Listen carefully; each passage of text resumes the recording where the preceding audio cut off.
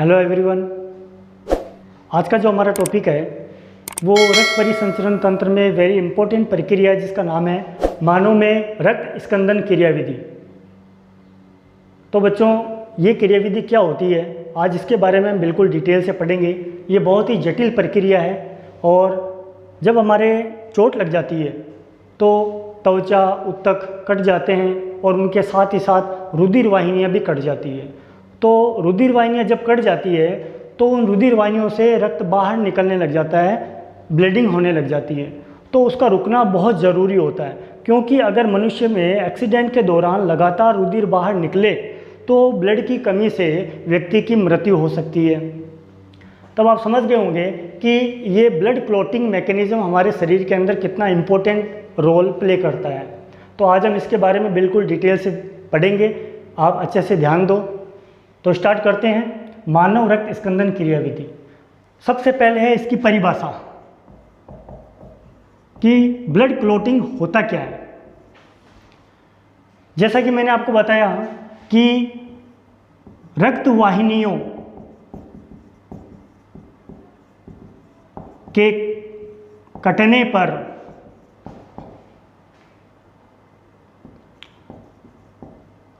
रक्त का बाहर निकलकर थक्का बनने की क्रिया को रक्त स्कंदन या ब्लड क्लॉटिंग कहते हैं। रक्त का थक्का मतलब क्या हुआ कि रुधिर का जमना, बाहर आकर के रुधिर में थक्का बनने की क्रिया जो होती है उसको हम रक्त स्कंदन कहते हैं। यह बहुत ही जटिल प्रक्रिया है और इस प्रक्रिया को सबसे पहले जो प्रस्तुत किया था वो साइंटिस्ट थे होवेल ने इसे सर्वप्रथम प्रस्तुत किया और इस प्रक्रिया को पूर्ण होने में जो समय लगता है वो 2 से 6 मिनट का समय लगता है। ये जो रक्त स्कंदन क्रियाविधि है यह 3 चरणों में संपन्न होती है। क्रियाविधि के चरण, इसको हम चरण में पढ़ते हैं जिससे आपको समझ में आ जाएगा। क्रियाविधि के चरण 3 होते हैं। पहला है प्रोथ्रोम्बिन का सक्रिय होना। नंबर 2 है थ्रोम्बिन का सक्रिय होना और तीसरा और लास्ट है फाइब्रिन तंतुओं का निर्माण।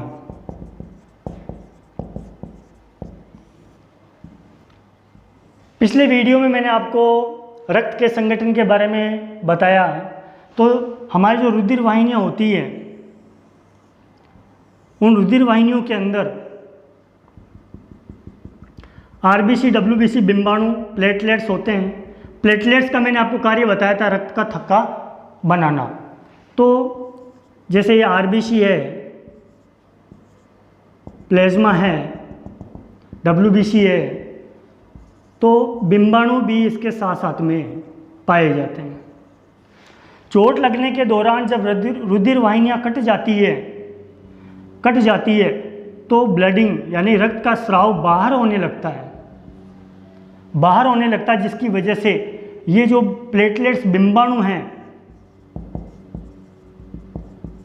जिसको हम थ्रोम्बोसाइट कहते हैं, यह बाहर आ जाते हैं और वायु के संपर्क में आकर के ये फट जाते हैं, जिससे थ्रोम्बोप्लास्टिन का स्रावण होता है और यही प्रक्रिया को आगे बढ़ाते हैं। तो इन 3 चरणों में जब प्रक्रिया संपन्न होती है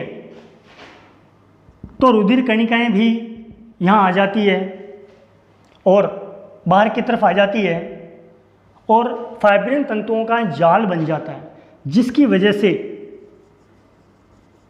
लाल रुधिर कणिकाएं, श्वेत रुधिर कणिकाएं और प्रोटीन के कोलाइडी पदार्थ और इसमें काम आने वाले एंजाइम्स जो फाइब्रिन तंतुओं का निर्माण कर रहे हैं, वो उनके जाल के माध्यम से यहाँ पर एक रुकावट अवरोध पैदा हो जाता है जो बहुत ही ज़रूरी है।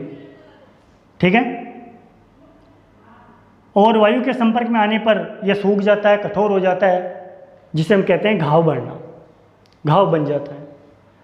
तो इस तरह से हम देख रहे हैं कि जो रुधिर वाहिनियाँ कट गई है, ये नेचुरल तरीके से इस प्रक्रिया के दौरान जो है रुधिर वाहिनियों को तैयार या मरम्मत किया जाता है। क्लियर है? तो चलो स्टार्ट करते हैं। हमारा पहला चरण है प्रोथ्रोम्बिन का सक्रिय होना। चोट लगने पर उत्तक कट जाते हैं, उत्तक कट जाते हैं जिस वजह से रक्त वाहिनियां भी कटती है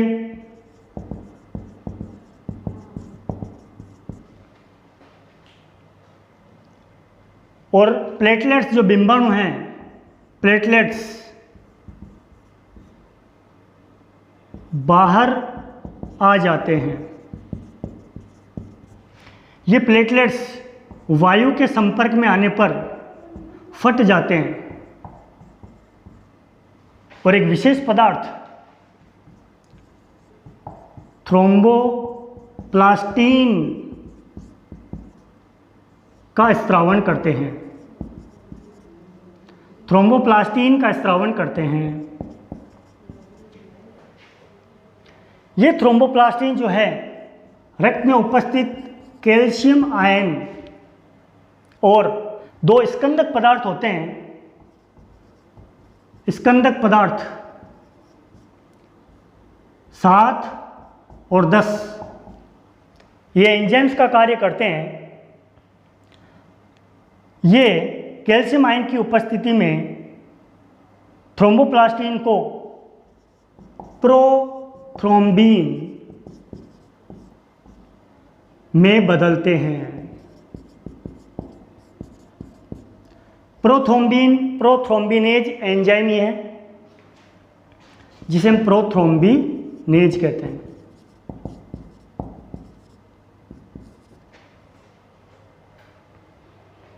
तो यहाँ पर हमने देखा पहली प्रक्रिया में यह एंजाइम्स बना, प्रोथ्रोम्बिन एक्टिवेट हो चुका है, बन गया है, यह बहुत ही सक्रिय है। तो पहला चरण कुछ इस प्रकार से होता है। प्लेटलेट्स के बाहर आने से, वायु के संपर्क में आने पर वो फट जाते हैं, जिसे थ्रोम्बोप्लास्टिन प्रोटीन का स्रावण होता है। ये ग्लाइकोप्रोटीन है। ये कैल्शियम आयन और दो स्कंदक पदार्थ 7 और 10 के सहायता से प्रोथ्रोम्बिन एक्टिवेटर बनाता है। यही दूसरी प्रक्रिया को चालू करेगा, थ्रोम्बिन का निर्माण होगा। इसके साथ में ये क्या कार्य करता है कि हमारे रुधिर वाहिनियों के अंदर उपस्थित जो हिपेरिन होता है, हिपेरिन प्रतिस्कंदक पदार्थ जो रुधिर वाहिनियों के अंदर क्लॉटिंग को रोकता है, थक्का बनने से रोकता है, हिपेरिन को निष्क्रिय कर देता है। निष्क्रिय करता है ताकि रक्त स्कंदन प्रक्रिया आसानी से हो जाए। और साथ में दूसरा चरण होगा, ये प्रोथ्रोम्बिनेज एंजाइम जो है यह प्रोथ्रोम्बिन जो निष्क्रिय है उसको थ्रोम्बिन में बदल देगा, थ्रोम्बिन में बदल देता है। यह भी एक एंजाइम है, अब यह सक्रिय हो चुका है। निष्क्रिय प्रोथ्रोम्बिन को थ्रोम्बिन में कौन बदलता है? प्रोथ्रोम्बिनेज या प्रोथ्रोम्बिन एंजाइम। क्लियर है? ये सेकंड चरण, प्रोथ्रोम्बिन एक्टिवेट हो गया। तो हमने देखा कि दूसरे चरण के अंदर प्रोथ्रोम्बिनेज एंजाइम की सहायता से थ्रोम्बिन का निर्माण होता है। इस प्रक्रिया में भी कैल्शियम आयन काम में आता है। यह प्रक्रिया भी कैल्शियम आयन की उपस्थिति में होती है। तीसरे चरण में ये थ्रोम्बिन जो एक्टिवेटर है यह फाइब्रिनोजन को फाइब्रिन में बदलती है। फाइब्रिनोजन क्या है? हमारे रुधिर के अंदर प्लाज्मा में उपस्थित घुलनशील प्रोटीन है। इस फाइब्रिनोजन को कैल्शियम आयन प्लस एक स्कंदक कारक भी इसमें काम में आता है 13। इन दोनों की सहायता से फाइब्रिनोजन प्रोथ्रोम्बिन एंजाइम की उपस्थिति में फाइब्रिन में बदलता है और ये फाइब्रिन जो है जहां पर रुधिर वाहिनियां कट गई थी उस सतह पर यह रेशेदार तंतु नुमा संरचना में वहां पर जमा हो जाते हैं और इनका जाल बन जाता है। इनका जाल बन जाता है। आगे की प्रक्रिया में जैसा मैंने स्टार्ट में आपको बताया था, ये जब जाल बन जाएगा तो इसमें रक्त कणिकाएं और कोलाइडी पदार्थ, रक्त कणिकाएं कोलाइडी पदार्थ जो हैं वो फंस जाते हैं। ठीक है, इसी प्रक्रिया को हम कहते हैं रक्त का थक्का बनना, क्लॉट हो जाता है। वायु के संपर्क के अंदर है तो यह वायु के संपर्क में सूख कर कठोर हो जाता है, और घाव बनता है। इस तरह से ये पूरी प्रक्रिया जो है रक्त स्कंदन की पूर्ण होती है। वापस स्टार्ट से देखिए कि रक्त स्कंदन वो प्रक्रिया है जिसमें रुधिर वाहिनियों के कटने से रक्त बाहर निकल करके थक्का बनाता है। इस प्रक्रिया को, प्रोसेस को ब्लड क्लॉटिंग मैकेनिज्म या रक्त स्कंदन कहते हैं। ये एक बहुत ही जटिल प्रक्रिया है और इसे सबसे पहले जो प्रस्तुत किया था होवेल साइंटिस्ट ने किया था।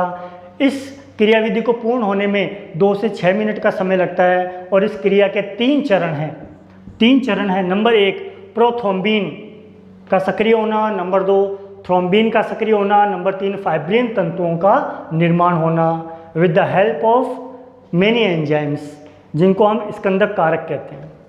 क्लियर है स्टूडेंट? ये प्रक्रिया जब होती है तो इसमें रक्त का स्राव रुक जाता है, लेकिन एक आनुवंशिक रोग है जिसको हम कहते हैं हीमोफीलिया जो रोगी होते हैं उनमें रक्त स्कंदन की क्रिया नहीं हो पाती है।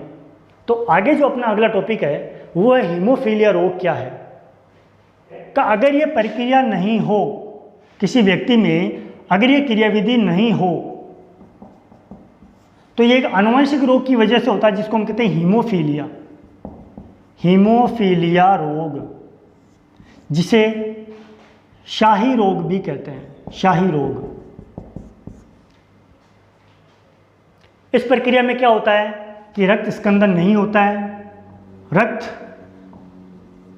स्कंदन प्रक्रिया नहीं होती है और इसका मुख्य कारण जो है कि चूंकि ये आनुवंशिक रोग है तो यह एक्स